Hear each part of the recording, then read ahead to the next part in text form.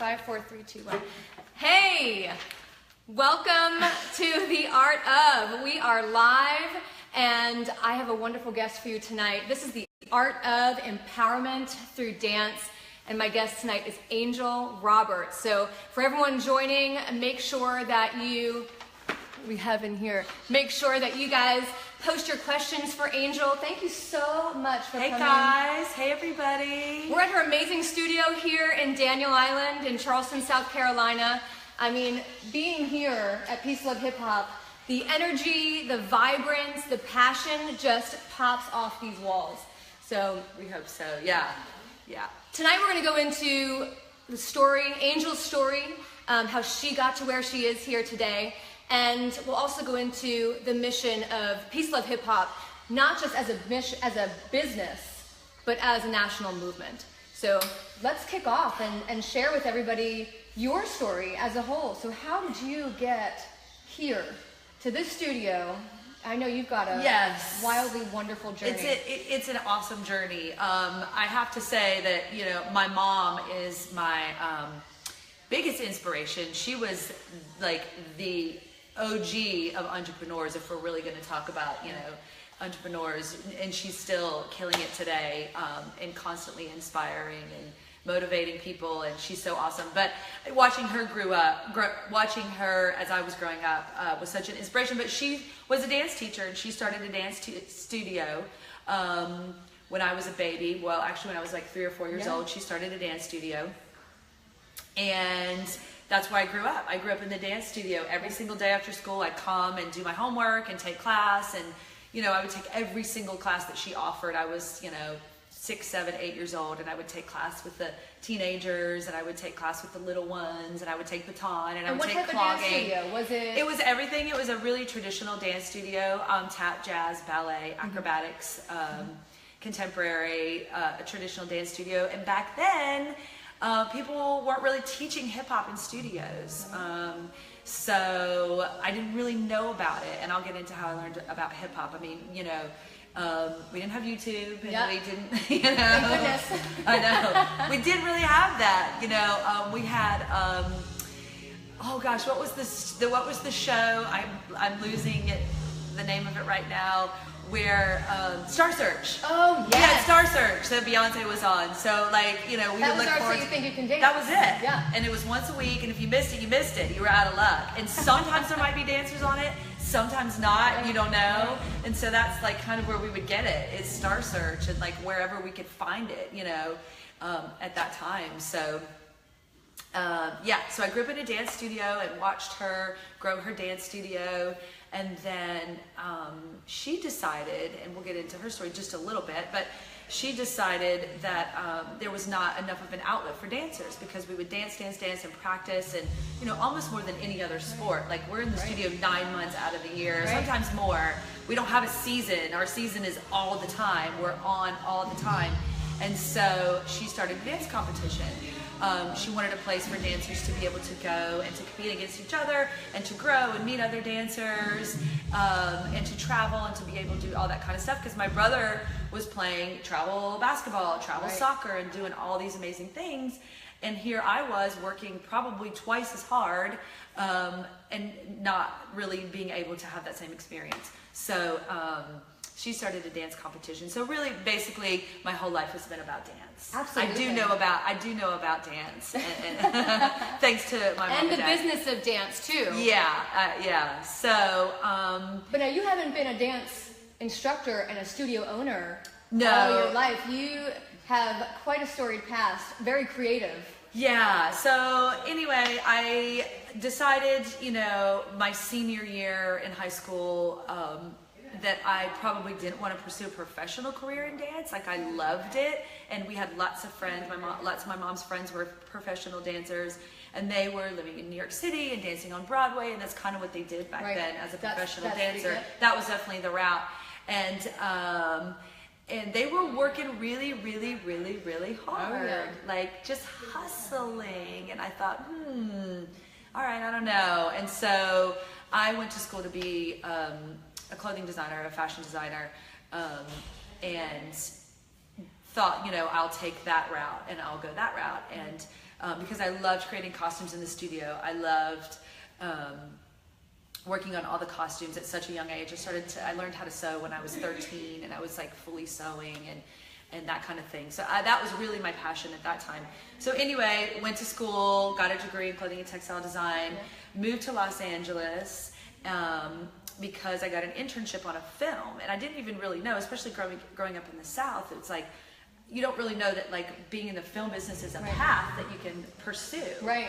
So many niches that you can go into. No, I initially went to New York City. I worked at Calvin Klein for just a short time, for about 6 months. And it was a grind, a good grind, but maybe not the grind that I wanted to do. And so my mom said, hey, I got this friend and he's a writer and he's doing this really cool movie in Nashville. And he asked if maybe you wanted to intern on it. It's very costume heavy. It was a movie about Dottie West, the country singer. Yep. And she had all these amazing costumes. And so I said, yeah, sure, I'd love to go intern and see what it was like. And so the first week I started working in the film business, I fell in love. Yeah. Because it's fast paced and it's constantly changing and it's something new every day. Yeah, and I love that. So anyway, moved to LA, started on that path, worked in LA for about 12 years on a bunch of different movies, bunch of different TV shows. Landed, my last gig was that 70s show. So I got to work on that for 8 years and sort of build a family on that show, which is kind of rare in the film business because you're moving from one job to the next. You'll work 6 months on one job and 4 months on another job. And so that was a really, really, really great opportunity for me. Yeah. So I loved that. And while I was in LA, I was still taking class all the time.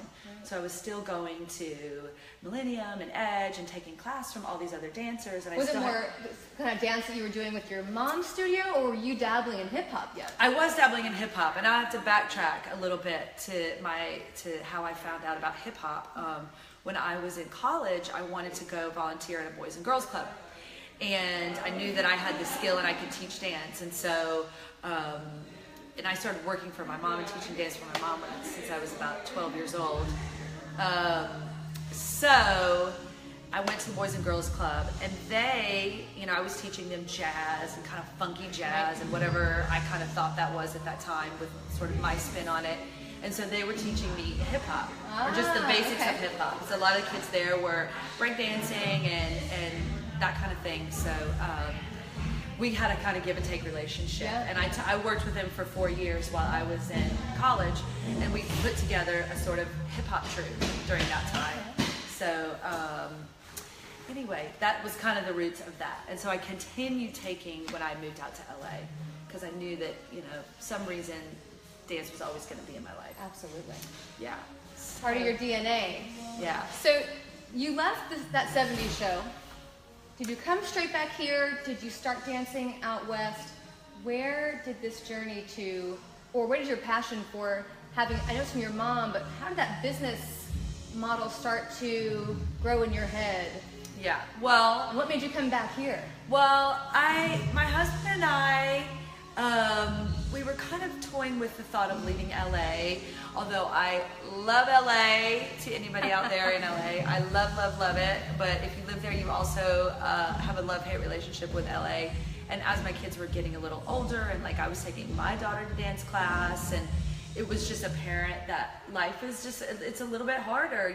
You sit in traffic for an hour to take your kids to a 30-minute dance class, and then it's just you spend a lot of time in the car. And I just didn't know if I wanted to do that. So after that 70s show, I looked at my husband. I was like, I think maybe this is the answer. Maybe this is our time to exit. To head back This is south. our exit strategy, because I had such a good gig with 70s, and then it was time to go. Yeah, we wanted to live someplace that we could walk and bike and just be like normal people. Yeah. Definitely here in Charleston. So, Peace Love Hip Hop, you come back, and did it happen overnight where you started to have this vision in your head? We're going to get into the empowerment part. Yes. Sorry, that was a long story, kind of. But the story is so intriguing. So, as business owners, as entrepreneurs, a lot of you here who are on tonight, thank you. we all take this journey, this ebb and flow throughout our career. Yeah. We're live in the studio tonight, so you're going to see a lot of fun people passing by. Or just whisper. Some incredible dancers here doing class tonight, so we're kind of impeding on their time. They're coming out for a drink of water.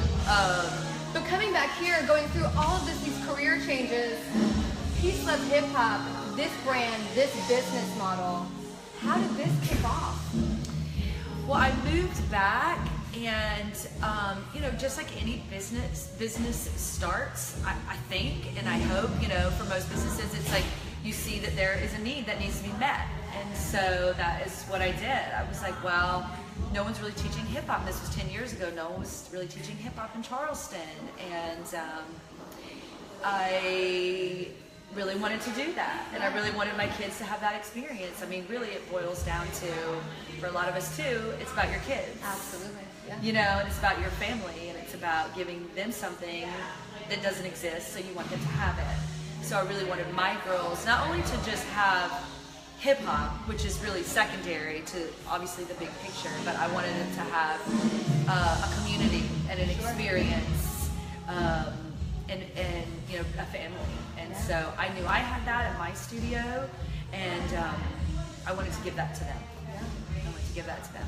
Hip hop as a whole has, it's just such a different, it's a totally different dance form. So I know that it instilled something in you when you were there in LA. What is the mission of this studio? How are you unique? Yes, you're teaching hip hop here in Charleston, but you do so much more with these kids than just dance. It is, as I said, the walls, if they could speak, you would just hear the laughter, the joy, the empowerment of every child, every adult at this studio. What is it that makes this so unique? Whether it's the actual dance form, I know it's a lot of you and your teachers and what you give back to it, but tell us about the mission here. Well, like you were saying, it's a little untraditional dance studio in that I only teach hip hop. I always felt like, because I was never a ballerina, of course I took 18 years of ballet, and I was never really the kid that had the best legs or could turn 50,000 times, or so I know that sometimes dance is a turn off to some people that don't want to put on a pink leotard and tights and come to class and stand at a bar. Not that there's anything wrong with that, because that is amazing and I love that, but I wanted to make the pool a little bit bigger. I wanted to give the kids that wear shorts and t-shirts and tennis shoes a place, a home.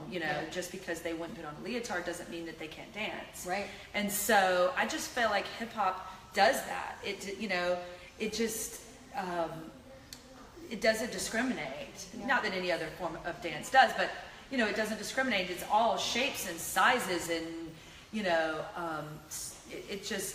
it opens the pool to so many other people. Boys, girls, everybody, big, little, mamas, daddies, everybody that you can imagine wants to put on their favorite song and just dance to it. Like, it's universal. Who doesn't want to do that? Who hasn't done that in their lifetime? Everybody. So to take that concept and to organize it a little bit, if you will, and teach people just more of what they love and more of the same. You have great music, number one. And the kids, it's the music that they listen to on the radio, so they have ownership to that music, and it's like, oh, this is my song. It's relatable. Or it's relatable to everybody. And so I just felt like there was something there. I just felt like, if we can just hone in all that energy, all that like dancing in the kitchen, or that we could, make it work. And I knew the model of it running a studio. I knew that because I'd seen my mom do it, and I knew how it could work. And but it was taking a big risk, because people look at me and they're like, so you have a hip hop studio in the South on an island with 8,000 people, a hip hop studio. And it's like, I know, it's really, when you like say it like that, it's really weird, because But I don't live in something an clicked. urban city. No. There's not 300,000 people in this city. No. Where we live on Daniel Island is 8,000 people.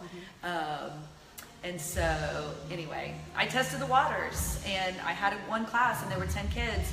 And then the next week, they all brought a friend. And then the next class, it was 20 kids. And then 2 months later, it was 60 kids. And so I thought, okay, I think we got something here. So Now, what's really unique about Angel's business model at Peace Love Hip Hop is that, yes, like other studios, she's got the competitive teams, you have the adult classes, but there are, and this is the business side, and then we'll get into that boys comment because we'll talk about the boys groups of the studio as well. But you have so many different revenue streams. And for any entrepreneur out there, you know, of course, having a phenomenal product, which is not just your performances, but it's your instruction, it's your brand as a whole. You've been able to take this brand footprint and grow it on a national level. So can you talk about different revenue streams besides the dance instruction, the connections, the merchandising? Touch on a little bit of what you found so much success in to really build this brand nationally. Right. Yeah, I mean, once you build a community and a brand of people that trust you and, you know, that want to be a part of what you do, then you know, your options are unlimited because, you know, with merchandise, my kids are going to go out and buy clothes.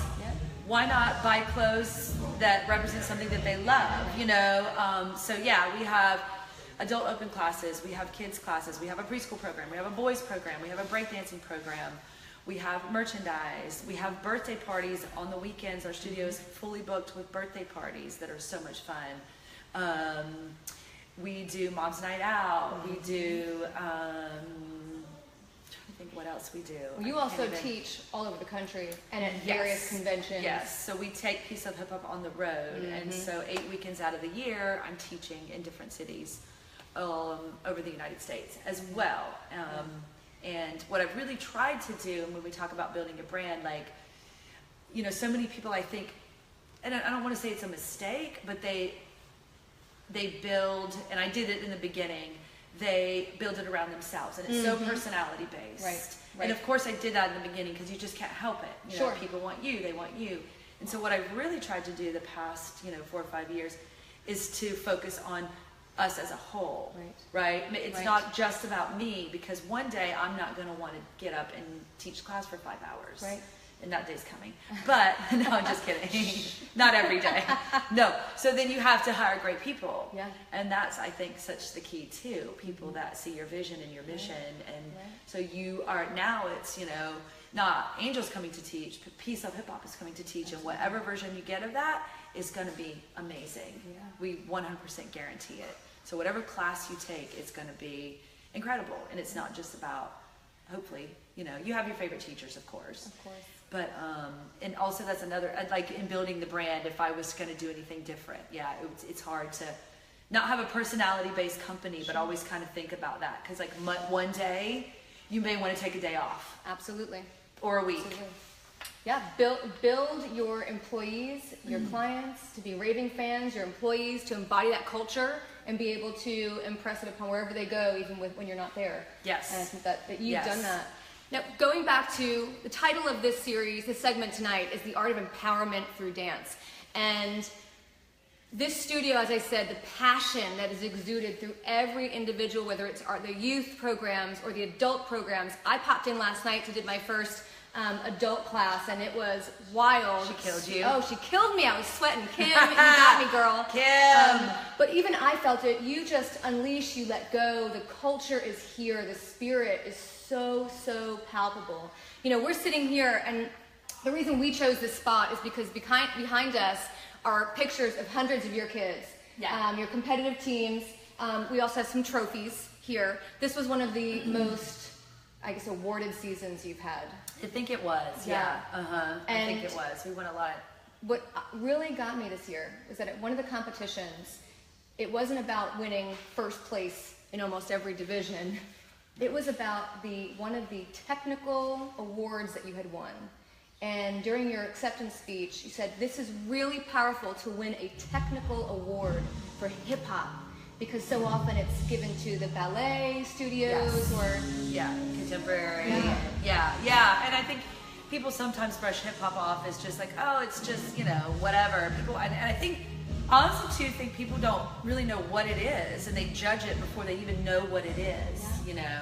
I see people saying sometimes, or hear people saying, or they tell me, they don't actually say it to me, and oh, my daughter would never take hip hop, and it's like, well, have you ever been to our studio or like checked it out, or or seen the kids perform, or no, I haven't, but it's so it's really hard to judge it. Yeah, we say hip hop, but I mean, I guess if you were to like Google hip hop and look at the first thing that came up, Sure. it might not be what's represented here. yes, but it's really just a name for something that's so much bigger than that. Yeah. That encompasses so much bigger than that. But like you said, we teach dance, but what we really want to teach these kids is to be confident, awesome, amazing young individuals that can go out and just kick butt in the world and just know nothing different, that can stand up in front of their classroom and give a speech and just be like, yeah, whatever, it's just, they're never apprehensive about anything. They just, and that's what I see every day, and it's contagious. Like, it's contagious to me.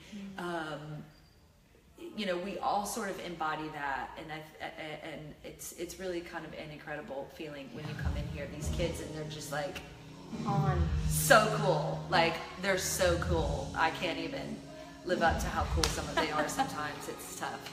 But. Your boys groups, you are the second largest studio in the country for the number of boys, correct? I think, I know it. Yes, I definitely am. Maybe in the country. I just know that my friend Gio, props to Gio if he's watching right now, but he's probably not watching because he's working, teaching class. He has definitely over 100, his program, and he's always been an inspiration to me too. And he's a guy, so I see that too, and he's such an incredible dancer, and so he's really attracted that as well.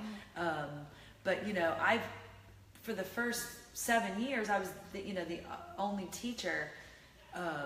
We didn't even have any guy teachers. We had our lovely Jackson. Hopefully he's watching right now too, but he was one of my students. And early on, I just had a few boys, and I said, hey guys, tell your friends to come. I'll give them a scholarship. Like, tell your friends to come. Bring your friends to class. And they brought their friends to class, and it just started to catch on. And I think one of the big things is that I see in so many dance communities is that we separated the boys and the girls. So I teach the boys very differently than I teach the girls. And it's not a whole group of girls doing Beyonce choreo and then the one guy in the middle that has to, kind of do what the girls are doing, and then you give them like a little 8-count solo, and it's all boys all the time. It's boy energy, and they're breakdancing, and they're just different animals, and you have to teach them differently and handle them differently. So once that boys program started, it just caught on. I mean, you heard about us. It's very powerful. Full disclosure, my son started with Peace Love Hip Hop a year ago. And it was one of those moments where your son, who's been playing a sport for 5 years, comes out and says, hey, put on Beat It. And we put it on, and he memorized the whole routine. So he just clicked, and we had to find somewhere to unleash this passion. And when we caught here, to see the number of young men from 4 years old, 3 years old, to right before they depart for high school, depart for college, in the competitive programs, they are a family. It's their team. This is their environment, and the confidence levels in these young men, and the core, the power behind it, is so impressive. It is. Blows my mind when you think of dance. You don't always think of 15 boys rocking on a stage and beating out other teams. Yes, they're definitely crowd pleasers, for sure. I remember when I was watching a dance competition when I was like 10 years old, and there was this group of boys. They were from Minnesota, and I'd never seen a whole entire, it was like 10 guys, they were teenagers, an entire group of guys dance like that, or just dance all together that weren't backup dancers for somebody, right, or they were their own stars. They weren't they weren't the background, they were their own stars. It was like, that is the most amazing thing I've ever seen. I want to do that one day. I want to make that happen somehow one day and show people the power that that they have, and they're just mesmerizing, and they're awesome. And I'm so grateful for all the parents that trust me, because it's hard, which is weird here in the South. A lot of people are like, my boy's not dancing, and you're like, what are you saying right now? And then they're just, and then they buy into it like crazy after they see their kids perform the first time. I'm they're sure like, it's yes, easy once you start yes. doing it. So I know we went a little bit over. We're going to give you a real treat in a few minutes, but I want to touch one more item on empowerment. Yeah. Because we talk about the boys. You've got very strong-willed, strong-minded, beautiful hearts. The women in the studio, the young girls in the studio, they embody something that is just so inherent in their spirit, and I think you bring it out in them. What is it that you teach with the young girls and your teens, the females, who are out there performing and practicing so hard, so dedicated, but there's a whole other level to it? I took a different approach. I just teach differently, and I really can't answer that because I really don't know what it is exactly. Our classes are just a little bit different than the traditional dance studio, I try to be their friend. I try to be their mentor. I also try to be their role model as best that I can, although lots of times that switch flips and they become mine. I don't know if they know it, but to just let them know, yeah, this is important, and it's important to be passionate and to work hard at something, but it's also very important to be kind, amazing individuals as well. And sometimes if there's something going on in their lives, or if I feel like the energy's, weird, or if we need to address something, then we just stop. We stop dancing, and then we talk about it, and then we always do what we dance it out. And so we'll, put on our favorite song or whatever, and we'll dance it out. And it's just, dance it's powerful, man. If you, watch some of these kids, and you're just overtaken by emotion. So I try to somehow harness that emotion and teach the kids, to just be passionate about what they do, whatever it is. If we're gonna be in it, if we're gonna do it, then let's do it. Let's just don't halfway do it. Let's go for it. And if we're gonna do this thing, let's be really good at it, and let's go to competition, and let's have a blast, and let's give it our all. And I think that's what I see a lot of times too. And they're definitely dancers that are way more technically sound than our dancers, way more technically sound.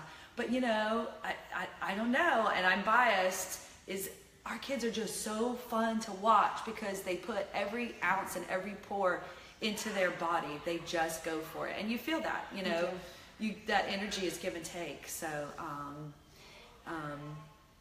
hopefully that's what we accomplish here. Let that be our mantra for the next week. Dance it out. I love that. And if we can add that to our own businesses, to our own lives, to our own families, dance it out. Dance it out. Can we go dance it out? Yeah, let's go. We got a little sneak for you guys. So we're going to grab this, we're going to turn it around. You're going to see some live action Peace Love Hip Hop. Get ready to be amazed. It's going to be a lot of fun. It's going to be a lot of fun. Say hi. She's waiting for her daughter, her two daughters that are in there dancing.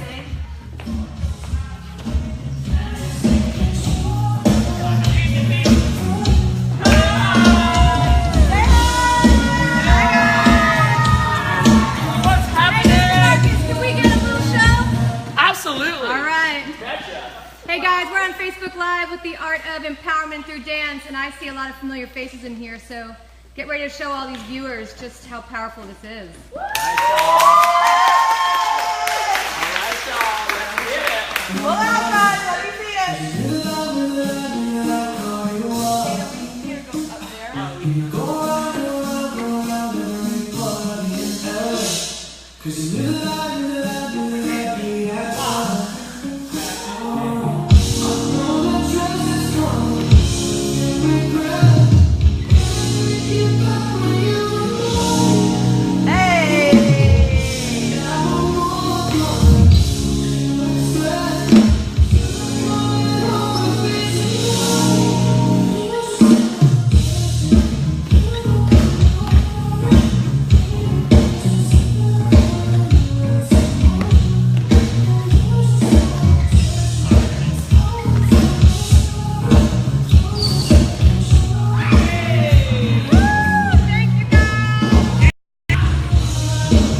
peace out. Thank you so much for joining us tonight on Peace, Love, Hip Hop. See you next time, guys. Thanks, guys.